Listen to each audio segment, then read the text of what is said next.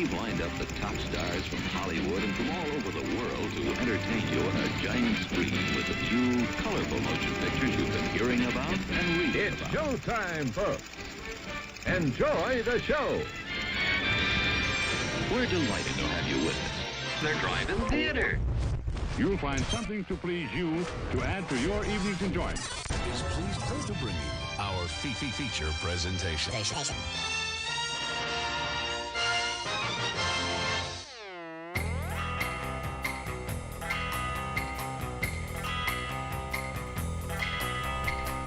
Good evening, boys and girls. It is December 26th. It is not Monday. It's a Tuesday. You are tuned into the Drive-In Speaker Box, the best in movie news and reviews and all that fun stuff. I'm your host, Bo, the boom operator. I'm Slick Doggy the Grip. And we've got a show tonight. Sorry if I'm going to be like soft talking this week. I kind of slightly lost my voice last week, and it is just now on the recovery.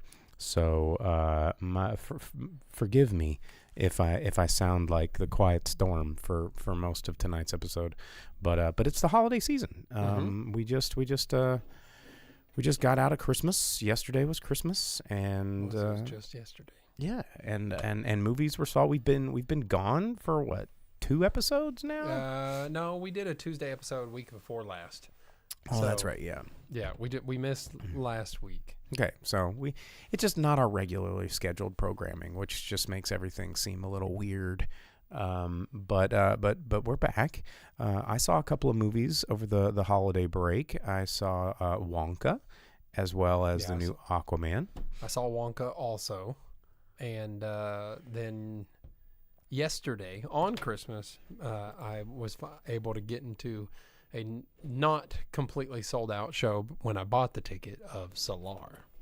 And was that at the Malco or the AMC? Yeah, I had to watch it at Malco, and the single ticket cost as much as my 1-month membership of A-List. And you couldn't use A-List because of it being like a special whatever, right? No, I could have used A-List at AMC, but the only problem was every showing at every theater was sold out. Dang. Yeah, so I had to buy it like 3 days ahead of time, midday on Christmas Day. Well, I guess we'll be talking about all those films tonight. Did you have any big news that you wanted to share? I mean, I know we have a lot of movies to catch up on. Yeah, so. Well, we got news to catch up on too, so we can kind of hit the high points and everything. One of the biggest things for things that we don't care about is that Jonathan Majors was convicted on one of his 2 things. I think he still has a trial for the other one or something like that. But it's done. He's done at Disney. They dropped him. So no more Jonathan Majors for Kang. They're going to have to find someone else to be Kang, because Disney, following that, announced that they plan on keeping Kang as their villain. So they're going to have to recast him. But Which also seems like that's pretty commonplace in comic book movies anymore. Just put a different person. Who cares? Yeah.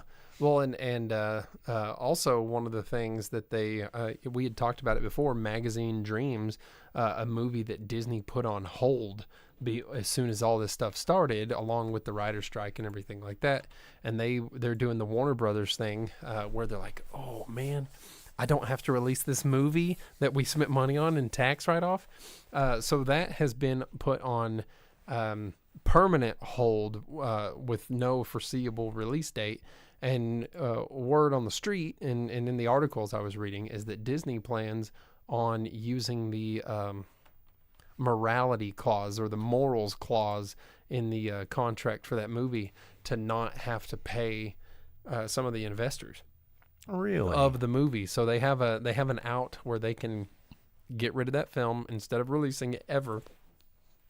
Use the moral clause to not have to pay back investors, producers, and use it as a tax write-off.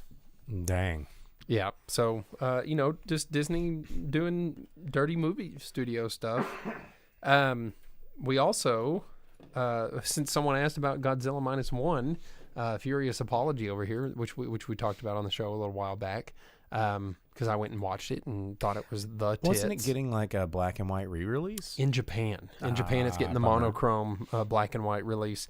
But one thing about Godzilla Minus One is that it was initially meant to only be in the U.S. for a single week, and it has gone on for 4 weeks now, despite them saying like twice now that they were only going to extend it 1 more week and it was going to be done. It's continued for 4 weeks. And I haven't looked at the numbers yet, but it was projected to, after Christmas, make like 41 point some odd million in the U.S. alone. This is a movie that has a reported budget of 15 million, but Dina super sleuthed that and found that it was actually less than 15 million for the entire movie. Yeah, it's pretty awesome. And to make almost $42 million in the U.S. alone, plus all the money it's made worldwide, complete runaway success. It's one of only like 50 some odd movies, like 54 movies in 2023 to have made more than $40 million. And you're like, wow, 50 movies is a lot of movies. No, it's not. Not when like 2 or 3 come out every weekend, like, and then all the ones on streaming. Yeah, well, and all of the little releases and stuff like that, most years have like 250, 300 some odd movies, something like that, like on like a slow year kind of a thing. So Godzilla being one of the higher grossing movies and being an unexpected and runaway success, and then being up for awards with things like Oscars and stuff that people seem to care about, for a film that was made for less than $15 million to just come in and like knockout punch the hell out of everything that's made with over $200 million is incredible. I think that's super badass. And then continuing on with the things that used to not be such a big deal but have gained insane popularity recently. Netflix is remaking One Piece anime, even though One Piece anime is still going. So they kind of trying to do like the Brotherhood thing, the Full Metal Alchemist Brotherhood, or like or when they did the Berserk, like they just redid the same arc, the Golden Egg arc or whatever it is. Yeah, I guess. Except the thing is, though, like Berserk, I don't know about Full Metal Alchemist. I never watched any of that stuff. But Berserk had like its anime, and then they made a new one after. It wasn't still going. Oh, okay. Yeah, I see what you're saying. Or like like JoJo's Bizarre Adventure. That's one that people have found out about, but they only see new JoJo. They've never seen original old JoJo that those of us that used to have to not talk about these things in public were familiar with. But yeah, so even though One Piece is an ongoing, currently being weekly released manga and anime, they're remaking the East Blue Saga for One Piece's anniversary next year, and it's going to be done by Wit Studio that did Attack on Titan, which sounds god-awful for One Piece, and it sounds like any... At least the animation won't suck. Well, no, that's the whole thing. That's part of the charm, and that's what really fits with One Piece, is that it's matured in its characters and story and action, along with its storytelling, and the art styles fit that, because there's a point in One Piece called the time skip, where there's a 2-year time skip where everyone goes from being comedic, goofy characters that like are people you'd grow up with to being over the top shonen characters that can just like destroy a mountain by looking at it, kind of a thing. Gotcha. So pre-time skip One Piece had way more comedy. I mean, One Piece has maintained the comedy, but pre-time skip is perfect. It's the One Piece that everyone likes. Like fans of One Piece like myself, we appreciate pre-time skip for what it is and what it was, and it needs to stay untainted because it's amazing. But Netflix ordered that, and I guess with them having the live action rights, have in some way gained animation rights to be able to do this. Wow. And I don't know how Oda probably feels about that, because publicly he's like, hey, cool, One Piece, I'm going to make money or whatever. But I imagine on the inside, because after reading the live action stuff where they go, yeah, we had all these terrible ideas because we just really wanted to just fuck One Piece. We hate that shit, but we want to make money on it. And we approached Oda with this and said, hey, we want to ruin everything you've done. And he goes, please don't. And they go, well, actually, we want to make it worse than what we had originally presented. He goes, please don't do that. And they're like, what if we also took a shit on it? And he goes, please don't. And they go, what about this idea that also sucks but doesn't have shit on it? And he's like, whatever, just you're killing me. I'm on a manga deadline. Don't kill me with a heart attack. And they're like, cool, thanks. We're going to fuck it up. Bye. Here's money. Yeah, so I'm pretty sure that's what they're going to do with it again. And then things that I hope that they don't fuck up. Games Workshop released an announcement saying that them and Amazon Studios have signed a full contract to bring Warhammer 40K to TV and film with Amazon. Damn. And, Henry Cavill, of course, has his name attached to this because he's the world's most famous Warhammer dude, because he's muscly and good looking or whatever, unlike the rest of us that like Warhammer. But they haven't announced whether the original releasings are going to be a TV or a movie. They kind of tease in their thing. They say, should we start with TV or should we do a movie first? Let us know. But they said all of the writers and producers and everyone they're bringing in are all fans of Warhammer. Games Workshop is doing what Games Workshop does really well most of the time, which is protecting their IP and making sure that people that actually truly care about it are the ones allowed in. So they've named... fingers crossed. Yeah, they've named Henry Cavill as executive producer. But one of the things I thought was interesting here is that they said he'd bring his pen, sword, and or spear to the project. It's Warhammer. And everyone wants Henry Cavill to be a Primarch, right? Or something, if they're going to do Horus Heresy stuff, or if they're going to do in Warhammer 40K. So it's like, are they going to do 30K or 40K? No one knows, but everyone has their speculation. But by not saying hammer, saying sword and or spear, that eliminates several characters right there that a Cavill might be. So he's probably not going to be Ferrus Manus or Perturabo or something like that.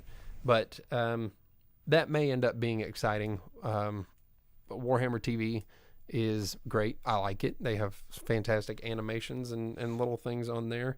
So we'll see how they do with Amazon. And then, did you have any news or just No? Okay. I did not watch Bad Moon, Dookie Moon, Rebel Moon. Yeah, I did not watch that because it looked like garbage. I did see plenty of stuff about it throughout the last week because I heard a lot of people say it was fine. Yeah, I heard a lot of. I hadn't seen any good reviews on it, but I did see a lot of people being like, "Oh, look at this exact ripoff of Warhammer," and so many images and stills were just Warhammer minis, down to the box art paint colors. Like the main character stands and holds this flag, and it looks exactly like the Cadian flag, and like the Cadia stands like miniature and stuff like this, down to the design and the colors and the emblem and everything. And the bad guys look just like commissars. Some of the troops are wearing Astra Militarum troops, like outfits and stuff like that. But it looked like dookie nonsense, so I didn't watch it. But it's the #1 movie for Netflix, of course, because they've just been advertising the hell out of it. And you don't want to feel like you miss out on this, so that 3 months from now you can get your rated R director's cut. And then be ready for part 2, next month or in February? Something like that. I know they've it's already going forward. Yeah, and then there's the TV series and the third movie. But both of the first 2 movies are going to have director's cuts. But something that's funny about that and Netflix being like, yeah, dude, Rebel Moon, #1 and all this stuff. You know what else is in their global top 10? The Marine with John Cena. Hell yeah. Yeah. 7.4 million hours of viewing by 5 million people put it in the top 10. So the same time they're like, dude, Rebel Moon. Wow, what a success. The world was also like, fuck your Rebel Moon. I'm going to watch see you, the John Marine. Cena. Yeah. Good Lord. In his first movie. So that's funny. I just got tickled by that because streaming metrics and they make no sense. They make no sense at all. And it's all, I think a lot of Netflix metrics are measured on whatever's on the home screen. And it's like, recommended for you. Does this look cool? And you go, yep, okay, it's here. I don't have to dig around in the algorithms. Yeah. So, okay. Well, that's what's going on in the news. Gonna kind of skip over the new release thing that we normally do every week because not much is coming out in theaters this week. I mean, it's post-Christmas weekend, New Year's Eve weekend. Not really any. There's just some limited release stuff or limited like streaming crap, but not even worth even mentioning. Well, And that might be good news for things like Migration. I read that it's Illumination's worst debut out of like the that's the 15 duck movies one, they've done so right? far. Yeah. Quit putting Aquafina in movies, and maybe people go watch it. I mean, I don't know. That's my guess. And just there's just I don't know. Every time I see a trailer and I hear Aquafina's voice I'm like, raspy yell at me through some character, I'm like, I really don't want to watch that movie. Over it. Yeah. With that said, I guess let's talk about Wonka, man. We both saw it. We did. Oh shit! Last bit of news: we lost Andre Braugher. Oh yeah, that's right. Yeah, Captain Holt from Brooklyn Nine-Nine, out of nowhere. that, Yeah, yeah. passed away. Super sad. Pour one out, Cap. But Wonka.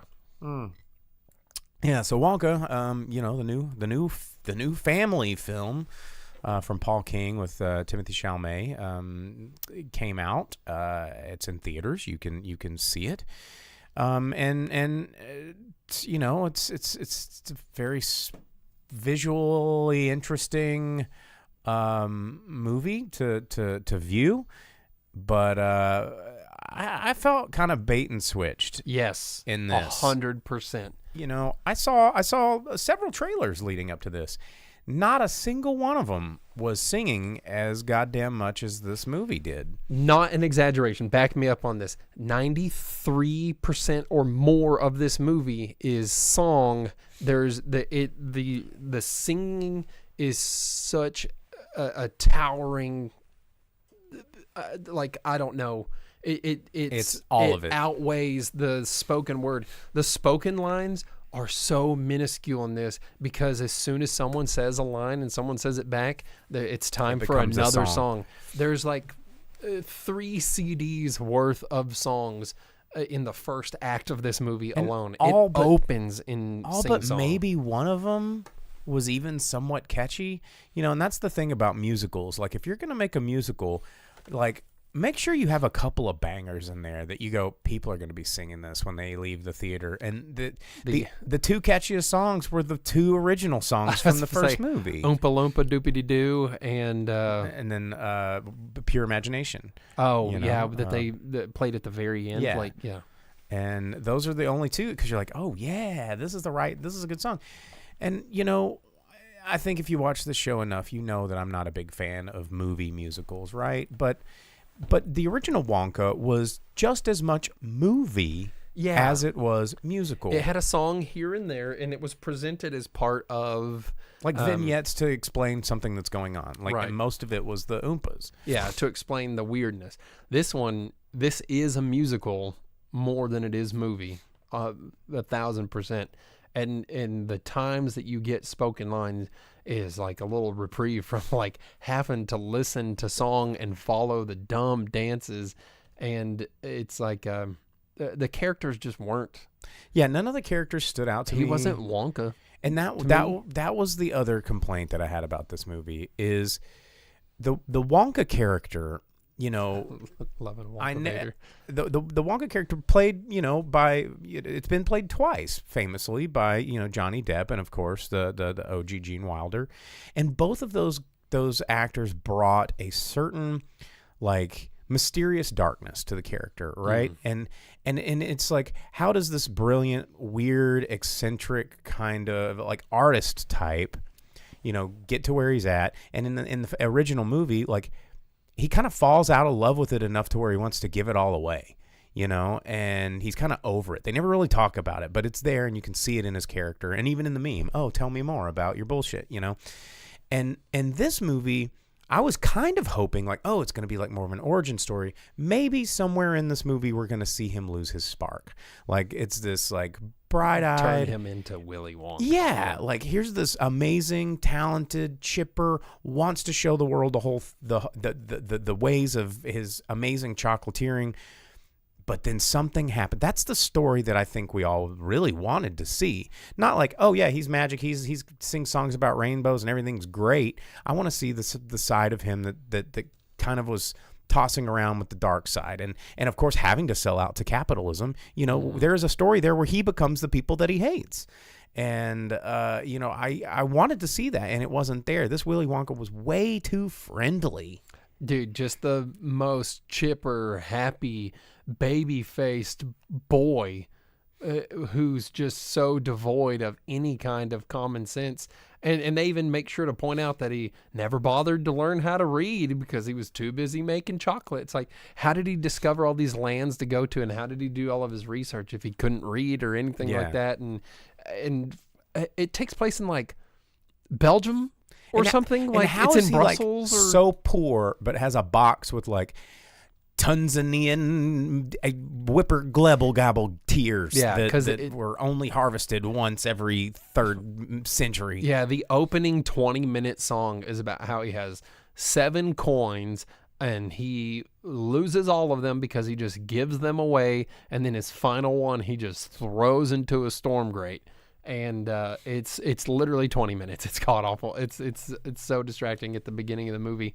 But then as soon as they're like, hey, Willie, we helped you save up so that you can buy this empty room. And he goes, cool. And the next moment, it is a world of imagination. Yeah, it's like literally out. overnight. He had $3 billion, or he made a $3 billion Belgium bill out of like a piece of chocolate and tricked someone into thinking it was real. Also, he drugs a lot of people. Yeah. He choco drugs people, which is morally questionable. And he like does this to the glee of a child. It's a weird movie, and I didn't really like it. Yeah. If there would have been more plot, less song, something with a little bit of darkness to it other than the indentured servitude that Willy Wonka's forced into, but remains so happy-go-lucky through the whole thing because he creates a dog treadmill, it might have had something to keep entertainment value. Seriously, the bait and switch thing, I was in the theater, there's only like 3 other people in there and everything, but as soon as like the 3rd or 4th song started, I was like, no, people man. started throwing their arms up and like, just this like is a musical, being so just like, like just so upset that it was clear that this movie would not stop with the songs. It wasn't going to be a fun Oompa Loompa song here and there, or Willy Wonka singing something to freak kids out. It was like, no, this entire movie will be told to you through song. Yeah, in its entirety. And then they're going to squeeze giraffe teats. Yeah, that was weird. I didn't like it. I wasn't a fan. So yeah, that's my short review there is, you should have told me in the trailer that this was going to be purely song and dance. Yeah, absolutely. If you are someone that likes musicals, and now knowing that it's a very happy, sweeter than the chocolate they're pushing movie that's nothing but sing song with evil Mr. Bean, evil Mr. Bean was funny. Then you can go watch it. You might like it. But the other thing that drove me nuts about Willy Wonka, and to demonstrate, I've got this. Is that Keegan-Michael Key was annoying in this, and I normally really like him. Yeah, that was an interesting character casting, but like, he's a chocolatier, right? He makes chocolate, and everything's chocolate, and everything is delicious chocolate. But every time he hands a piece of chocolate to someone, he grabs it, and for those of you that are listening to the podcast, I'm holding a bottle cap, and they go. And like, all the fucking chocolate sounds like it's bricks. Yeah, it's like way more than candy coated. I'm like, what the hell are they eating? It sounds like they're eating plastic. Mm-hmm. And it drove me nuts, because never in my life have I grabbed it and gone, oh, it's so good. Oh, and like making these horrible clankety noises with their teeth. And I know that's a stupid thing to squabble about, but it drove me insane. You know what, I'm mentioning that now, I'm remembering all of the scenes where he's just handing out chocolate and everyone's just stuffing their faces. And the whole point of the movie is not anything about Willy Wonka. Mm-mm. It's about some unspoken underground form of human slavery. Yeah, chocolate currency and human slavery in Belgium, where there's like this underground of chocolate trade that makes it where the entire police force and local government are Can be fully bought off by chocolate. fully corrupted to the point where they're like, oh yeah, you have slaves, cool. They didn't have a choice, and you are just going to keep them for the rest of their lives. That's fine. Do you have a piece of Hershey's? And they're like, I'll take that, please. yeah, they just like snap off like the littlest rectangle of Hershey's, and like, cool, I will look the other way. And in fact, as the police chief, I will murder this man myself by hand in broad daylight in the public square because chocolate, dude. Chocolate, which also didn't make any sense, because if he was that addicted to chocolate, why didn't just he taste some of Willy Wonka's chocolate and go, bruh? Yeah, that was the whole thing. Everyone was like, oh, dang, this is the best chocolate in the world. And the evil bad guys were like, wow, this chocolate's so good. Let's murder him. And they're like, hey, dude that loves chocolate more than life, and we'll murder him in broad daylight in front of everyone. For chocolate. Yeah, we'll give you chocolate to take out this dude that's made the best chocolate you've ever tasted. And not once did he go, best chocolate ever, huh? Maybe I'll give this a shot. Not one time. He's just like, cool, I'll kill that dude. Yeah. And slavery's badass. Yeah, the movie was whack. Well, it's in theaters. You can check it out. Wonka. Also, we're going to move along to save my voice, and we've got 2 more movies to cover. Do you want to jump into Solar, since it's probably playing not necessarily at everybody's theater near them? Yeah, sure, man. So Solar is the newest, Salaar. Solar. Solar Part 1, Ceasefire, is the newest movie from the director of KGF. Did we watch the trailer to this not long ago? Maybe. They've been showing the trailer for a while. This movie got delayed like a year, which is wild, because this is part 1. This is already a planned 2-parter, you know. And in the trailer for this, there's footage that does not appear in this movie, so I thought they already had the second part of this filmed. Nope. They said that we're going to have to wait 2 years for the next part. But this is the newest movie from the guy that did KGF, which you can watch on Netflix. It's very good. And star Prabhas of Bahubali, also a big major 2-part Tamil movie. This one is in Telugu. It's badass. It's super cool. It has everything you want and expect from an Indian movie. No song and dance in this. No dancing numbers. It's an action film. It's purely action. It is political intrigue and mafia drama and get out of town and never come back. But then people are pulled back in, and there's all of these levels of like subterfuge and people playing the sides against each other with just almost nonstop action with a conflicted character who ends up in a position where he's fighting for his friend, but he's somebody too, and he doesn't know that he's somebody.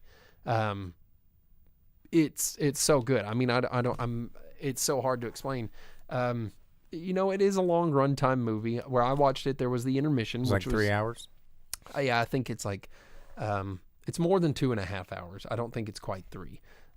But it is incredible. Prabhas kills it. This is like another Bahubali for sure. And it's easy to make that comparison because you have Prabhas in this lead role doing what he does, which is just be a badass. Rebel star Prabhas. Yeah, dude, man. So every showing of this has been sold out. I tried to watch this Friday, Saturday, Sunday. All of them were sold out. I had to buy tickets on Saturday morning for Christmas Day, middle of the day, so that I could watch this movie. When I bought the tickets, there was like one full row, a couple of seats sold, and another, and then me. And when I walked in the theater, almost every seat was full. And when Prabhas came on screen and it said Rebel Star Prabhas, that theater exploded, dude. There was whistling and hooping and hollering and people jumping and clapping.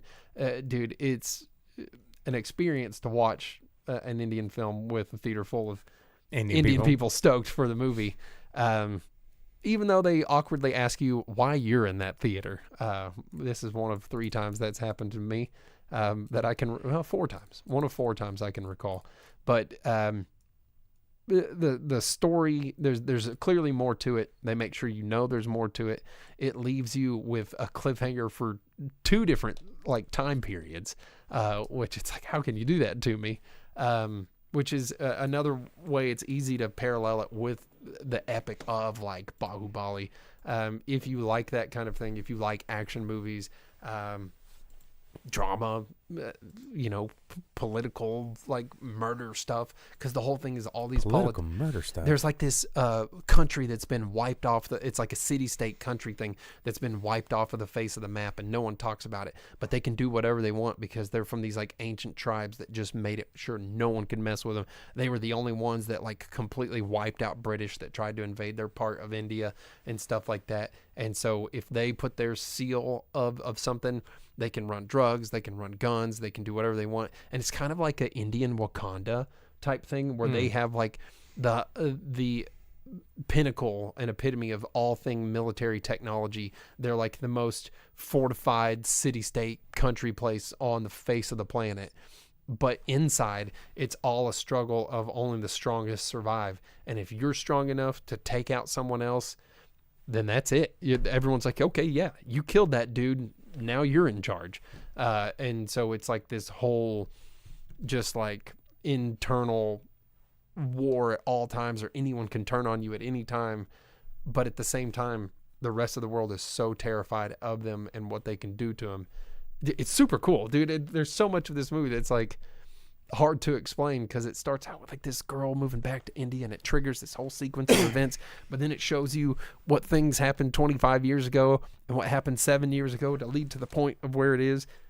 And at no point is any of that like overly distracting. It's all very easy to follow, and it leaves you on all these cliffhangers at the end. Dude, I can't praise it enough. I think it was super, super badass. Well, it did pretty well in theaters this week. I mean, it was playing in 800 theaters. Yeah. So we've got it here, which is, if you want to see it, you can check it out. Yeah, it's like the biggest Indian movie on the planet right now. It's the 3rd largest movie across the globe. It beat Shah Rukh Khan's new movie, Donkey, right now. And Shah Rukh Khan had 2 or 3 of the largest Indian films to have ever been made ever this last year. And this movie's doing better than those. Nice. Yeah. So it's worth the watch.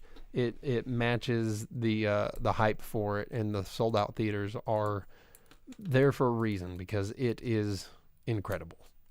So, well, you can check it out if you're living in our Northwest Arkansas area, or check your local listings in the other 801 cities across the country. The movie that I saw this week was from director James Wan, Aquaman and the Lost Kingdom. It's a sequel to the 2018 Aquaman. Seems a little late to the party, considering everything that happened with Amber Heard, everything that just is happening with DC. Just everyone's sort of getting burned out on all things comic book, it feels like right now. And this movie, despite having all the glitz and glam and special effects and casting, I mean, you had Jason Momoa, Patrick Wilson, you had Yahya Abdul-Mateen, who blew up when he played in Candyman. You've got Nicole Kidman, you got Randall Park, you got Boba Fett, Dolph Lundgren, Martin Short. John Rhys-Davies was there. It was a whole lot of people in this movie. But the problem with this movie, which is a problem with a lot of comic book movies, is that it's just so much going on the screen that you don't really know what or why you're watching what you're watching. It's just from one fast-paced moment to the next. And this movie also felt like it had an identity crisis between, it didn't know if felt like there was scenes directly from Star Wars, and the bad guy was directly from Lord of the Rings. I mean, by the end of the movie, it felt so much like Lord of the Rings that you were being guided into the mines of Moria by Gimli himself, because John Rhys Davies was playing this old crustacean, and he's like, "We'll go down there myself, and you have my claw," and all this kind of shit. And they went down to the kingdom of Nekrid, which was this lost kingdom. And they were exactly like the main guy looked like Saruman, or Sauron, not Saruman, but Sauron. And it was just so. You could Google this and you'll be like, wait a minute, is this Lord of the Rings? Like, everything looks straight up Lord of the Rings.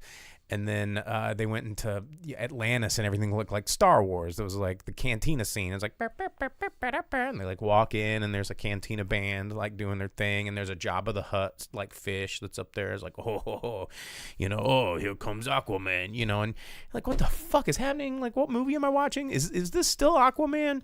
And, Jason Momoa, I think that maybe they just said, okay, Jason, look, we had to cut out a lot of Amber Heard's lines. We obviously can't cut her out of the whole movie, because then it's like, where did this baby's mom go? So we're just going to leave her in here. She's got like 6 lines, but we're just going to have you say a lot more stuff. And Jason Momoa, it's just him saying ridiculous things like, hey, you like tacos and tequila? I do. Oh, you like a greasy cheeseburger and a beer? I do. Ooh, ah, and he does that like, ah-hoo! Like he like screams a lot, and it's fucking stupid. And I mean, it was fun. Like, the movie itself was fun, right? Okay. Does it make this a great movie? Absolutely not. And the casting of Yahya Abdul-Mateen, like as Black Manta's son, he was great. Like, he's fantastic. And was he in the first one as the Black Manta as the too? son? Yeah. Well, the dad, got killed in front of him, and he's like, kill Aquaman, avenge me. Yeah, but it showed him growing up in the first one, I thought. Like, no, he wasn't. He wasn't a baby child. I mean, the thing that happened, that movie, there was not a lot of time in between. So it was like a couple of years. I think maybe like 3 years between the last movie and this movie. But Black Manta's cool. The costume design is cool. There are some things that don't necessarily translate from comic page directly to live action, but Black Manta does. He looks badass. You can't mess up Black Manta. It's like, he's called Black Manta. He wears a black suit, and he has a Stewie from Family Guy head. And he shoots laser beams out of his eyes. Right. And it's cool every time. But yeah, Nicole Kidman is just as cardboard and awkward to watch on screen than she ever is. Dolph Lundgren being, King Nereus, like, most of his head was CGI because they're all underwater and their heads got to do this shit.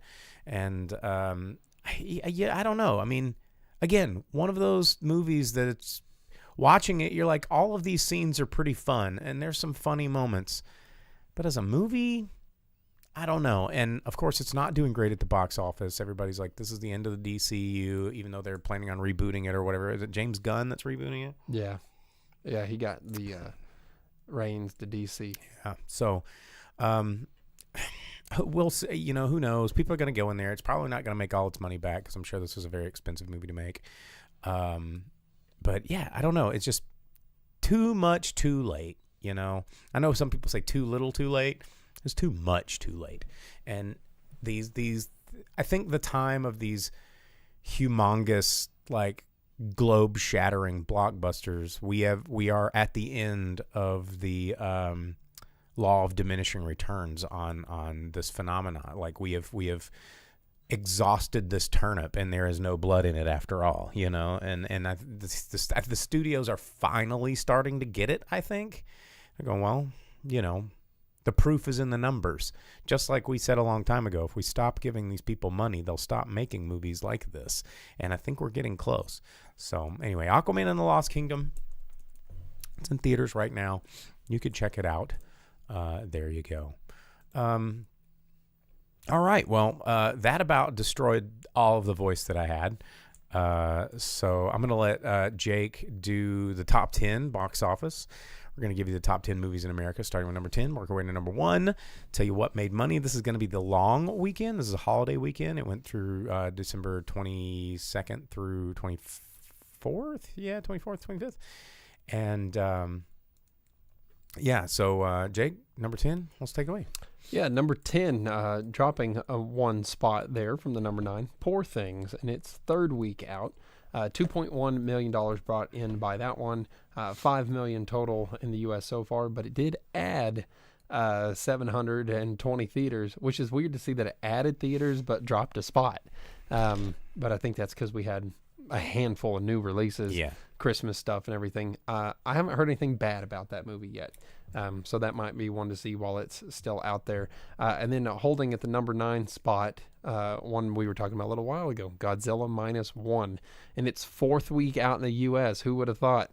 400% longer than they planned. $2.6 million brought in by that one, bringing its domestic total at the time of these reportings to $40.2 million in the U.S. there. Across the world, it's made $76.3 million bucks. Doing good. Hell yeah, dude. On a budget of less than 15 at a reported 15, and it's made almost 75. Killing it. Yeah, that's like a horror movie, man. It's doing fantastic. And then coming in at the number 8 spot, another Japanese film, The Boy and the Heron, $2.8 million by that one, 30.2 in the U.S. in its 3 weeks out. It's brought in just over 122 million across the globe. That one, again, I have not seen or heard anything bad about it. I loved it. It's great. I really thought it was great. We both watched it in Japanese. My cousin said he watched it in English when I was talking to him over Christmas. He really liked it. He's kind of newer to the Ghibli. So it's fantastic. I know at least one of our viewers watched it in English, Dina, and she just thought Robert Pattinson killed it as the Heron. And then coming in at the number 7 spot, big dive from the number 2 spot because something else actually came out to watch. Hunger Games, Ballad of Songbirds Snakes, $3 million on that one, which is a 50% drop. Yeah. It has brought in 150 or just under 150 million, 149.2 in the U.S. and it's 6 weeks. It dropped pretty hard because there was a lot of movies that came out this weekend. So yeah. I mean, that's what I'm saying. People actually got some options. They never expected that one to have success. No one did, and then it did because I think people were like, "Oh, there's name recognition." But once that wore off, there it goes. And then opening at the number 6 spot. The Iron Claw from A24, $4.87 million brought in by that one. Not so bad for a movie about wrestlers. Everyone, I've watched a lot of people review it, doing early reviews talking about it, wrestling fans, even though it's not the 100% truth because it's hard to do in biopics. They've cut some characters out and kind of changed history a little bit. It was for the betterment of the story and to try and help make sure that the movie stayed within budget and was able to tell the story within runtime. I've heard they've done a fantastic job. I look forward to seeing that movie as well. I just didn't get a chance this weekend. And then just above it, the movie I did talk to you guys about because I did find a way to watch it. Solar, 5.5 million brought in the U.S. That movie's out there kicking ass across the world. Because it made something like $21.5 million in one day of release. I think it's been out in India for a little while. But first week out here in the U.S., it's doing good. Like I said, I had a hard time finding a theater I could get into to watch this. And I'm very happy I did. And then at the number 4 spot, which is something kind of unexpected here. Is that rom-com? Yeah, Anyone But You with the dude from Top Gun Maverick.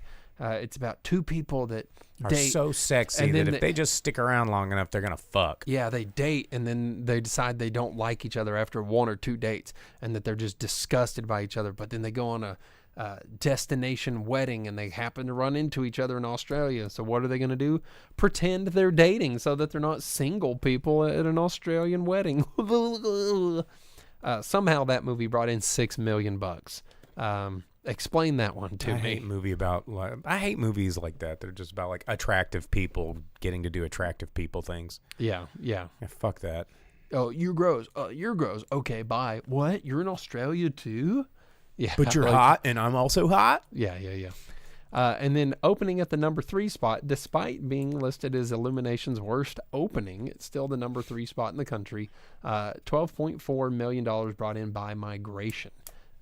So we'll see where that one goes since it is the animated movie that's out there, like the comedy animated movie that's not music, which is hard to hold kids' attention with. Yep. And then just above it, the one that is all music. And probably still hard to hold a kid's attention with. Yeah, hard to hold my attention. Wonka, it brought in $18 million on its second week. So far in the U.S., it's brought in 75.5.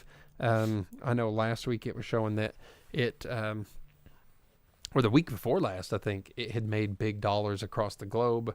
So I'm sure that movie's not really hurting, which unfortunately means that we'll probably see more nonsense like that. Which not listed here because it didn't open until yesterday. The Color Purple musical release. It opened yesterday, and apparently it's like the biggest Christmas opening in the last 14 years. Yeah, I'm surprised it wasn't showing up in my reports here. It was, I think it made like 14 years, biggest opening. It was like... Because it was just Christmas Day, so I guess those numbers haven't come in yet. It was like $5 or $6 million, something, I can't remember. But the entire article I read credited it to name recognition alone. Yeah. But taking the top spot, Aquaman and Lost Kingdom, $27.7 million. Enough to be in the top spot, not enough to be up there with the rest of the comic book movies. But across the world, it's brought in almost $120 million so far. Yeah, so I mean, it's making money, but probably not going to make enough. So, yeah, there you have it. Well, all right, gang. Well, that's it. I know it's been a weird night on the show. Not a lot of people were knowing what was happening, but it happened. So we thank you guys for tuning in. We will be back probably next week for regular time. I mean, it'll be New Year's Day, but I'm not doing anything. So there's not going to be a lot of movies to watch, but we'll come up here and, shoot the shit with you guys. So anyway, you got any parting thoughts there, Jake? If I can, I'll try and see the Iron Claw so that at least I have something to talk about. And maybe I'll watch Rebel Moon. So, all right, guys. Well, that's it. Hopefully my voice will be back in full strength next week. I am Bo, the boom operator. I'm the Grip. And we'll see you next week. As you leave the theater, folks, please be careful. Don't let this happen to your car. Be sure to remove the speaker before you leave. If you should accidentally pull a speaker loose, please turn it in at our snack bar or box office. Thank you.